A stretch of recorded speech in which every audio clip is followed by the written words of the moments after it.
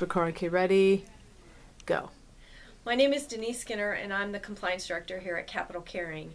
And in your packet, you will find a PowerPoint that we're going to review today on HIPAA and your 2013 volunteer training. So you may be asking, what's HIPAA stand for? And it stands for the Health Insurance Portability and Accountability Act. It was created to protect your sensitive medical information as well as those of our patients.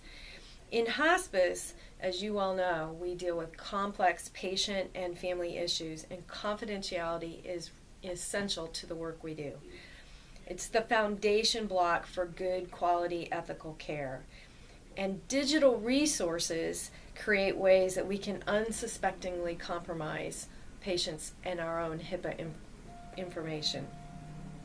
Most HIPAA violations, when they happen, are really the result of somebody not taking a minute and considering the possibilities of their actions, or simply human error. We're all human, we all make mistakes, and sometimes it happens when we're dealing with patient privacy.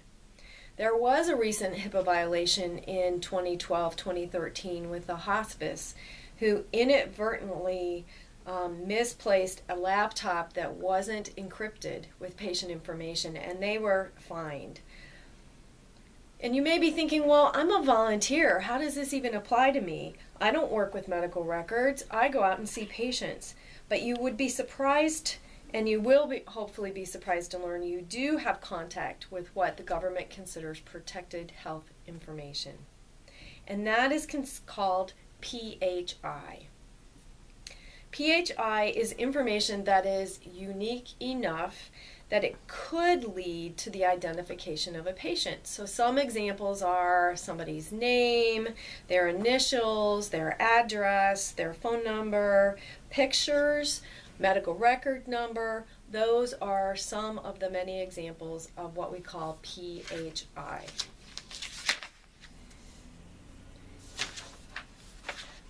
Does this apply to email? Well, yes, it does. Regular email is not secured, and it can result in the inadvertent violation of somebody's privacy.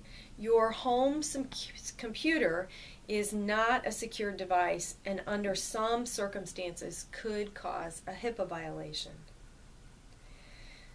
So one of the things we're going to do this year is make a change in how you submit your patient documentation.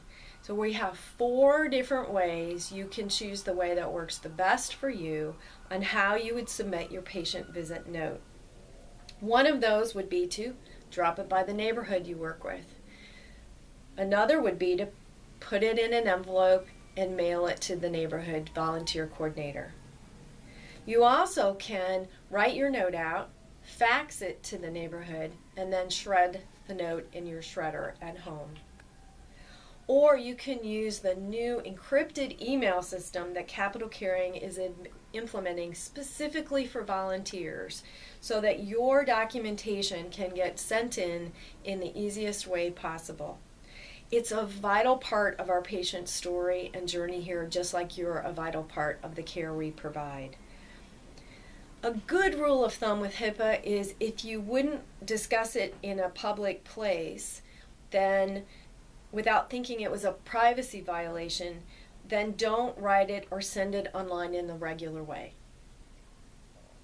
So again, we have 4 different ways that you can send that note in. You can drop it by your neighborhood, you can put it in an envelope and mail it, you can fax your note and then shred the original, or you can use the new encrypted email system you'll hear more about later. Another area of concern with HIPAA is what we call social media, and I'm sure you're all familiar with it. Some examples are Twitter, Instagram, Facebook, and they're how we share our life experiences. Some other ones are blogs and YouTubes. It creates an unintentional way to violate somebody's privacy.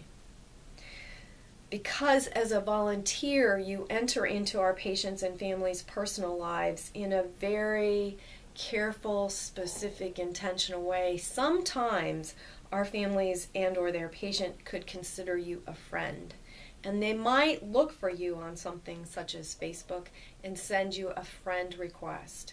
please do not accept that request, and don't look for our caregivers or patients on Facebook either yourself.